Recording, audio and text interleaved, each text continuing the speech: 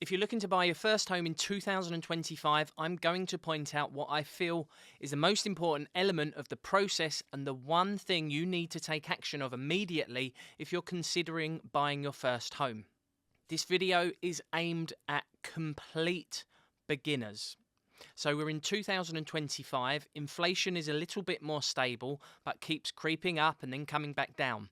Rates are supposedly going to creep down a little bit more this year, and we've got more schemes making progress, such as the first home scheme. So what should you be thinking of as the first step if you're at the complete beginning and you don't have a clue what to do next? It's all about your credit history as the first step. Your credit history is a snapshot of the last 6 years of any credit commitments you've taken out, which will include credit cards, loans, car finance, telecommunication products like internet and phone, and also mobile phone contracts. Every month, these credit providers in the above categories I just mentioned, such as BT, the banks who provide your credit cards, the companies who provide your mobile phone contracts like O2, Vodafone, they'll provide information on whether you have made your payment on time every month, if the payment was late, or if you have any arrears. This will show on your credit file usually as a 0 or an OK if the payment was made on time. A number 1 means 1 missed payment or 1 month's arrears. A number 2 if you're in 2 months arrears. 3 if you're in 3 months arrears, and so on. If you get to a point where you've missed 6 payments in a row, then this will usually transfer into what is known as a default. And if the default isn't paid, this could potentially turn into what's known as a CCJ, a county court judgment, which is a more serious offence than a default, where you're ordered to pay the money back by the court. If you make any arrangements or debt management plans to pay back money that you owe, this will also show on your credit history and have an impact on a potential mortgage. Your credit files will also highlight any bankruptcies, involuntary arrangements, and debt relief orders. These are all insolvency related situations which you can register if you get into financial difficulties and want to write off the debt because you can't pay it back. These are the most severest forms of credit, which will make it most difficult to obtain a mortgage. There are 3 credit agencies that mortgage lenders will use in order to obtain this snapshot of your credit file. This is what is known as a credit score that the mortgage lender will carry out when you start applying for a mortgage. Very often, first-time buyers are unaware of what is going on credit files. You may have one credit file which looks okay, but there's another 2 that mortgage lenders may look at, and they could look different. So it's absolutely critical to understand how your snapshot looks like on all of those 3 credit agencies that mortgage lenders will look into. Now, generally speaking, as a rule of thumb, your credit history should not have any forms of adverse credit. This means no missed payments, no defaults, county court judgments, and related insolvencies that I mentioned earlier. If that's the case, you're likely going to be accepted for a mortgage by most high street mortgage lenders. Most high street mortgage lenders have the best mortgage rates available if you have what I call clean credit, so no adverse credit at all.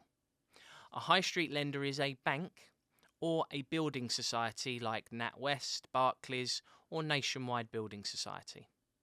A mortgage rate is the percentage that you pay back the money you've borrowed. So the lower the percentage or mortgage rate, the lower your monthly payments will be. If you only have 1 or 2 missed payments showing in the last 6 years on your credit report, maybe a small default under £1,000, at least 12 to 24 months in the past, then some high street mortgage lenders may accept you. If you have more adverse credit than this, then the only option will be a specialist mortgage lender, and their mortgage rate and percentage will be higher than the high street mortgage rates because you are more risk to that mortgage lender. So this is why it's so important before you do anything else is to understand what your credit history looks like for the last 6 years on the credit agencies that the mortgage lenders look at. Towards the end of the video, I'll let you know how you can achieve that. I'd also like to point out that it's not worth fighting small bills, especially to utility companies and mobile phone providers, as this can cause havoc with your mortgage. And quite often, you are arguing over a £50 bill and refusing to pay it because it wasn't your fault. You moved home and the provider sent the bill to your old address and you didn't know about it. Please don't use that excuse. You're just showing you're not responsible. Everyone who moves home should be aware of who you owe money to and whether or not you have a final bill. So if you're moving home, always have a list of all of your providers. The main culprits are companies like BT or a mobile phone provider. You're going to have a bill to pay when you move. If it's a utility company, then you're going to have a final bill to pay. If you forget about it and you don't pay it, it's your fault, not the providers. So just make sure you own that. Having finances is all about being responsible 100% of the time. What I mean by responsible, I mean being aware of who you owe money to. We've all got into some financial sticky patch at some point in our lives. That's not the issue. It's about being aware of the situation and communicating, which is much better than ignoring it and putting your head in the sand, especially if you want a mortgage. Now is the time to step up. So if you are at the very early stages of this process, then go and get your credit files and see what's happening. You've got different options. The credit agencies that mortgage lenders will look at are called Experian, Equifax and TransUnion. You can go to those companies individually and obtain your credit reports. You usually get a free to download report and then a monthly payment which will start usually 14 to 13 days after. However, there is an easier way. A company called Check My File produced a credit report with first-time buyers in mind. It provides the 3 credit agencies I just mentioned on one report. Therefore, you don't have to download them individually and pay individual subscriptions. And if you did want to have a monthly membership to monitor your credit for as long as it's going, it's cheaper than paying for these 3 credit reports on an individual basis. I've put the link in the corner of the screen where you can register and download your credit file and obtain the snapshot of your credit history for the last 6 years across all of those 3 credit agencies.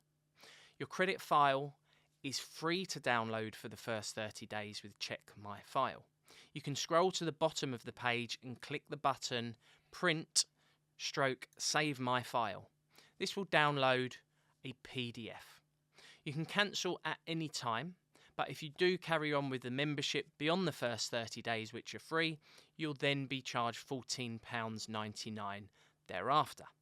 What I love about Check My File, when in comparison to other credit agencies where you access them individually, is that it is much easier to read.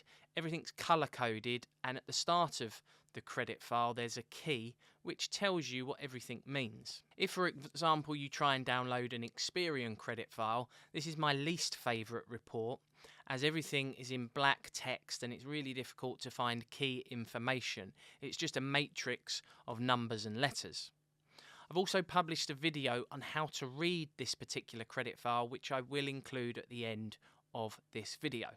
So first time buyers, before you do anything, make sure you are on the same page as the mortgage lenders by checking your credit file. This means you can prepare properly and avoid any nasty surprises during a mortgage application. Bonus tip: if you've got no idea on how much you can borrow, most mortgage lenders will lend you around 4.5 times your single or joint income. If you've got some debts, then you might want to reduce that calculation to around 4 times your income. In most cases, you're going to need a 5% deposit, although some mortgage lenders do provide options with no deposit, but you need to meet special criteria. Understanding how much you can borrow is also a very important part. that you need to do early on.